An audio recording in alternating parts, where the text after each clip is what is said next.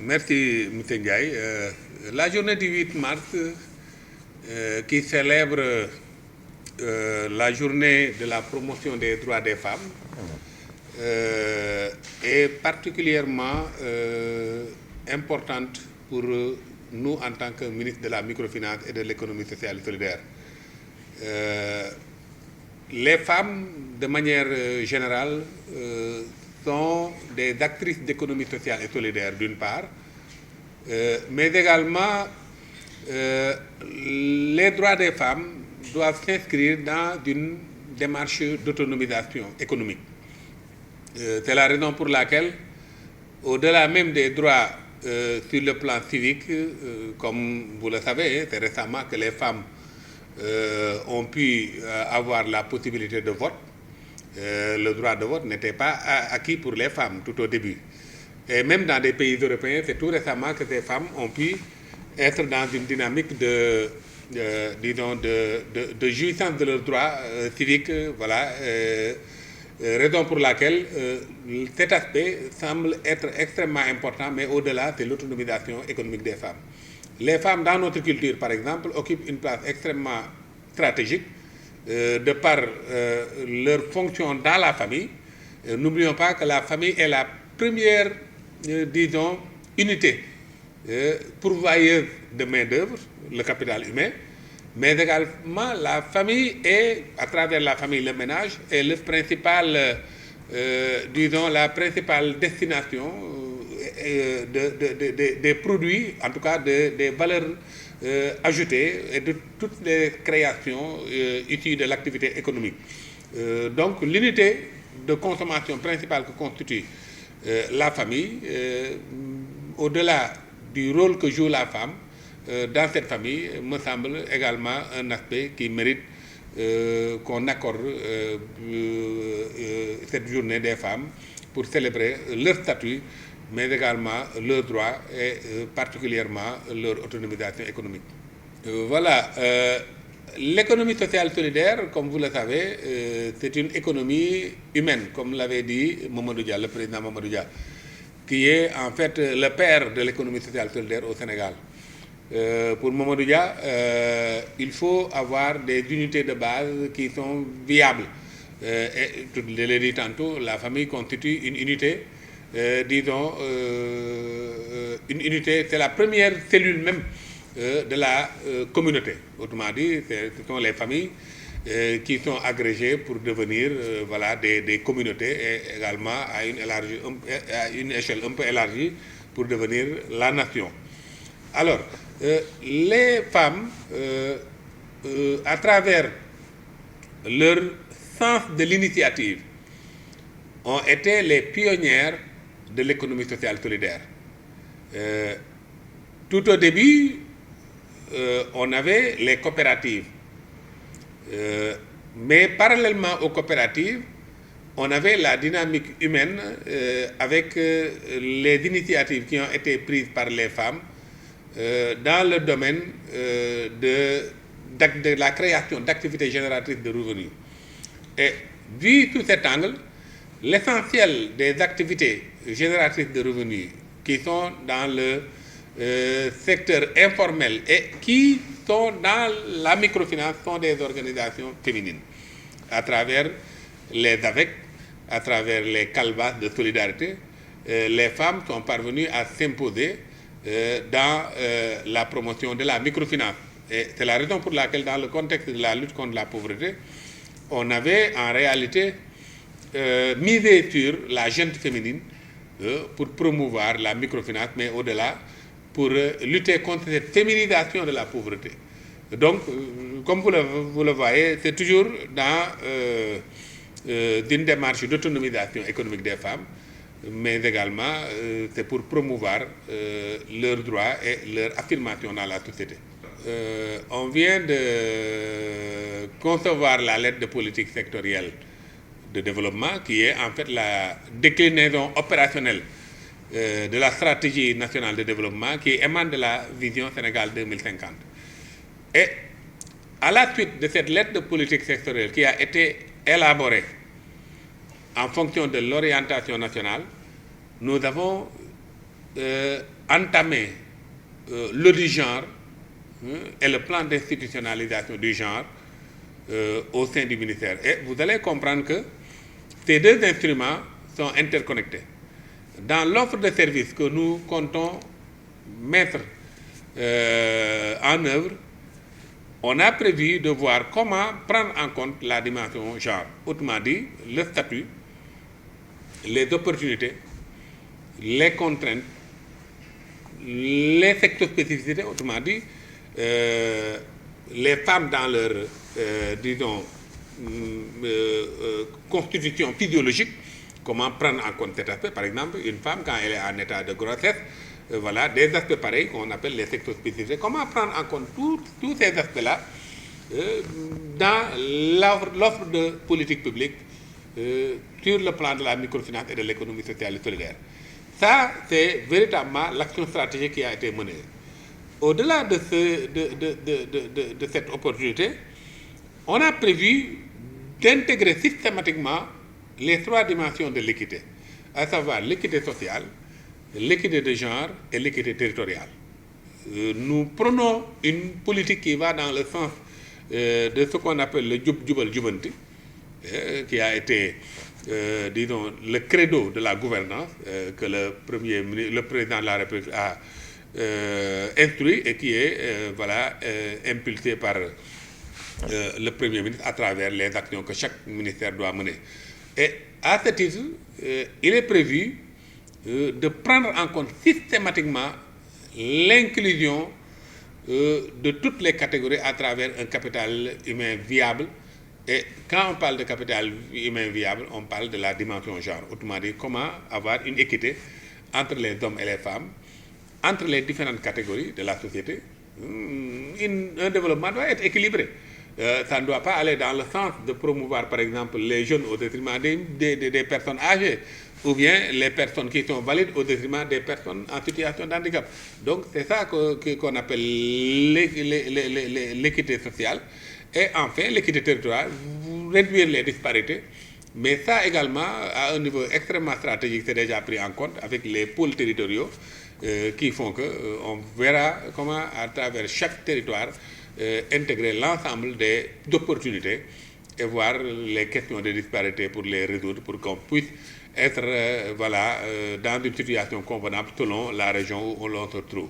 Voilà donc ce que nous comptons faire à ce niveau, c'est surtout veiller à une véritable inclusion à travers les différentes équités pour dire que le genre est pris en compte dans la mesure où c'est l'une des trois dimensions de l'équité sociale de manière globale.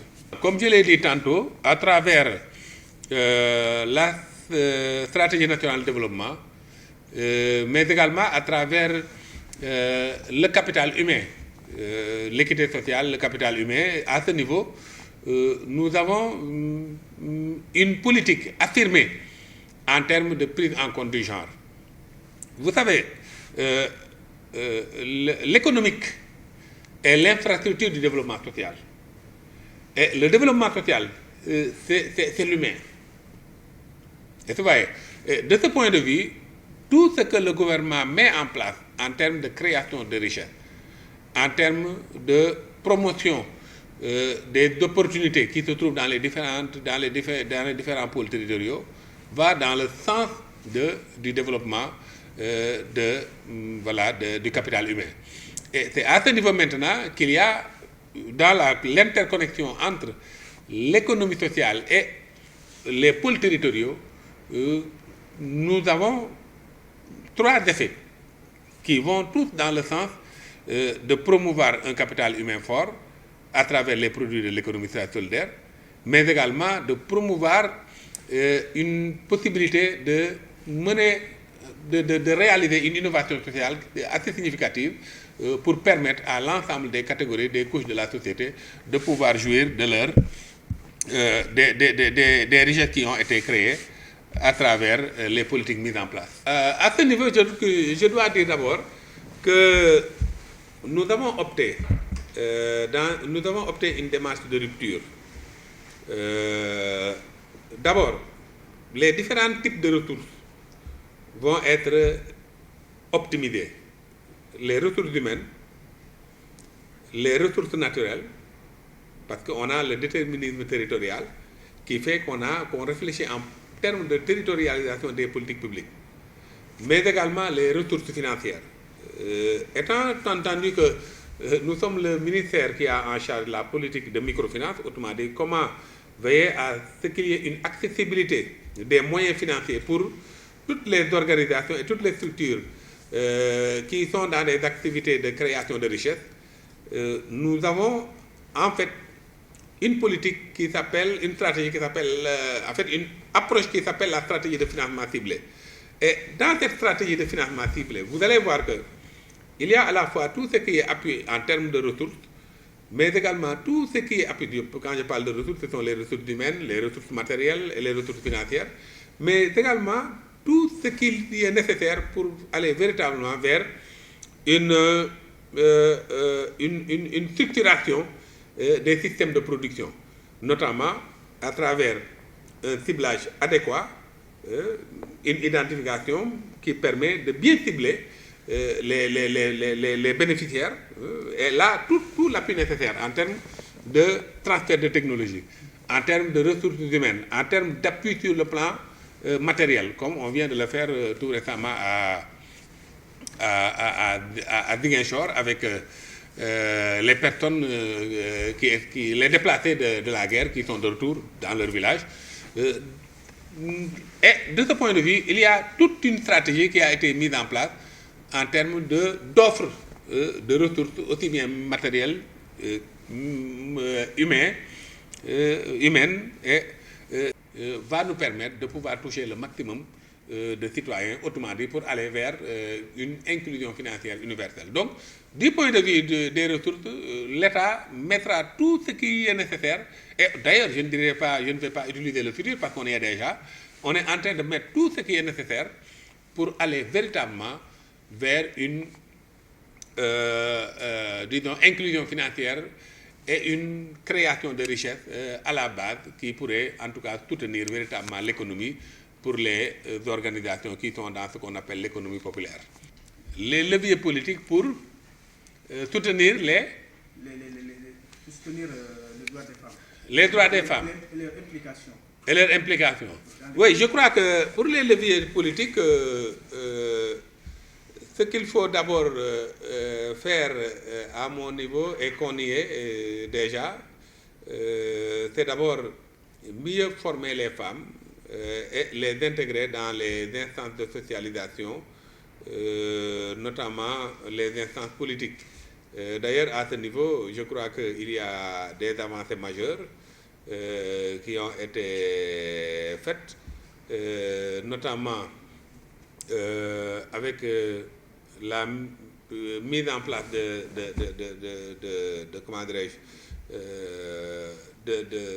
de politiques dans le sens de l'équité de genre. À tous les niveaux, il est maintenant impératif qu'on prenne en compte la dimension genre. Donc, à ce niveau, sur le plan politique, je crois qu'on a le cadre qui y est déjà. Maintenant, ce qui reste à faire, c'est de veiller à ce qu'à tous les niveaux, qu'on puisse véritablement prendre en compte la dimension genre dans l'offre de services.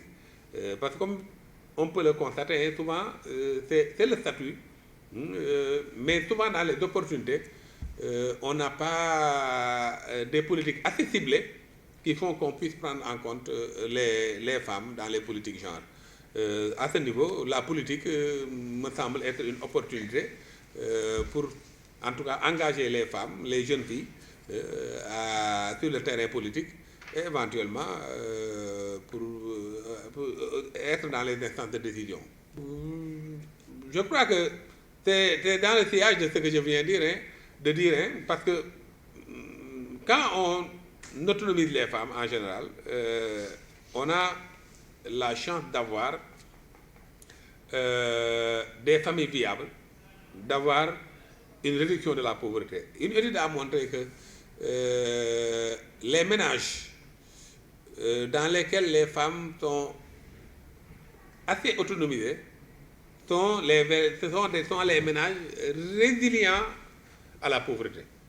Autrement dit, plus on autonomise les femmes, plus on leur permet de sortir de cette pauvreté, pour ne pas dire de l'extrême pauvreté, on a plus la chance d'avoir des ménages où les enfants auront l'opportunité d'aller à l'école et de pouvoir continuer leurs études. Donc la femme, par son statut, est un élément central dans le dispositif de connexion des interactions au niveau de la famille. Et c'est la raison pour laquelle la meilleure stratégie, c'est surtout d'appuyer les femmes, de les former, mais surtout de les autonomiser pour tendre vers un développement équilibré. En fait, je crois que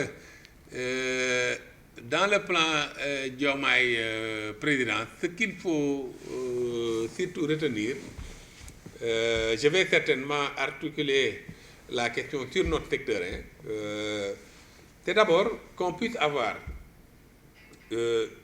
une paix définitive et consolider les acquis qu'on a eus dans le processus de paix. Il y a des acquis, on les consolide. Maintenant, il faut aller vers la paix définitive.